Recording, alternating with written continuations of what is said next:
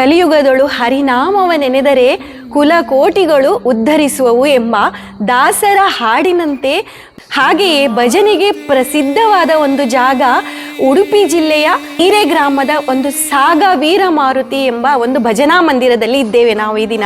ಕಲೋತ್ಸವಕ್ಕೆ 60ನೇ ವರ್ಷದ ಒಂದು ಸಂಭ್ರಮೋತ್ಸವ. ಮಂದಿರದ ಮುಖ್ಯಸ್ಥರಾದ ಇಲ್ಲಿಯ ಕುಟುಂಬದವರಾದ ದೇವೇಂದ್ರ ಪ್ರಭು ಅವರು ಹಾಗೂ ನಮ್ಮ ನಾರಾಯಣ ಪ್ರಭು ಅವರು ಕೂಡ ನಮ್ಮ ಜೊತೆ ಇದ್ದಾರೆ.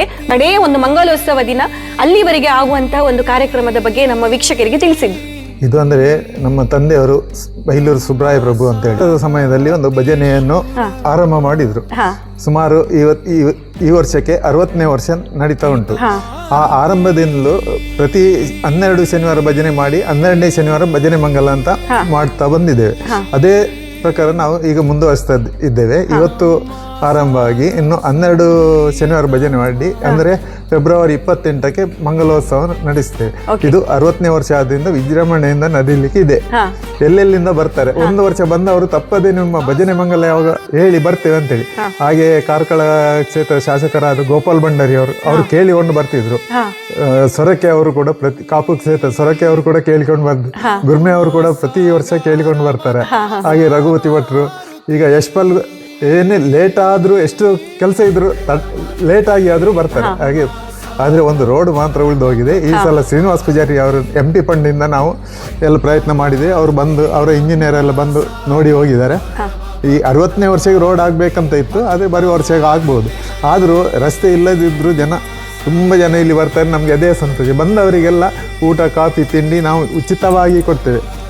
ನಾವು ಸಣ್ಣವರಿರುವಾಗ ನಮಗೆ ತಂದೆಯವರು ತುಂಬ ಕಷ್ಟ ಬಂದಿದ್ದಾರೆ. ಊಟಕ್ಕೆಲ್ಲ ತುಂಬ ಕಷ್ಟ ಇತ್ತು. ಈಗ ಹಾಗೆ ಬಂದವರಿಗೆಲ್ಲ ನಾವು ಊಟ ವಿಶೇಷವಾಗಿ ಕೊಡ್ತಿದ್ದೇವೆ. ಮತ್ತು ಇಲ್ಲಿ ವಿಶೇಷ ಅಂದರೆ ರಂಗಪೂಜೆ. ಪ್ರತಿ ಶನಿವಾರ 5, 6, 4, 3 ಹೀಗೆ ರಂಗಪೂಜೆ ವಿಶೇಷ ಇರ್ತದೆ.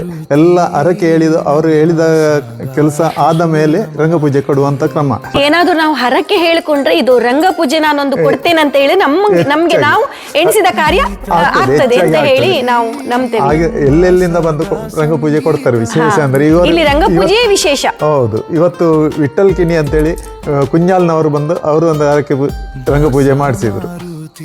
ನಮ್ಮ ಮಣಿಪಾಲದ ಅನ್ನಪೂರ್ಣ ಕ್ಯಾಂಟೀನ್ ಅಲ್ಲಿಯ ಮಾಲಕರು ಇವರು ನಮ್ಮ ಈ ಪ್ರಭು ಕುಟುಂಬದ ಹಿರಿಯರು. ನಾರಾಯಣ ಪ್ರಭು ಅವರು ಮಾಲಕರು ಕೂಡ ಈ ಕುಟುಂಬಕ್ಕೆ ಇವರು ಹಿರಿಯರು.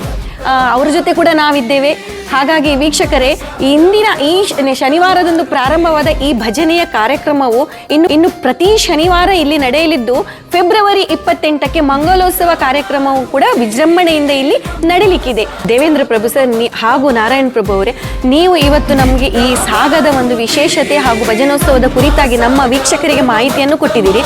ನಿಮಗೆ ತುಂಬ ಹೃದಯದ ಧನ್ಯವಾದಗಳು.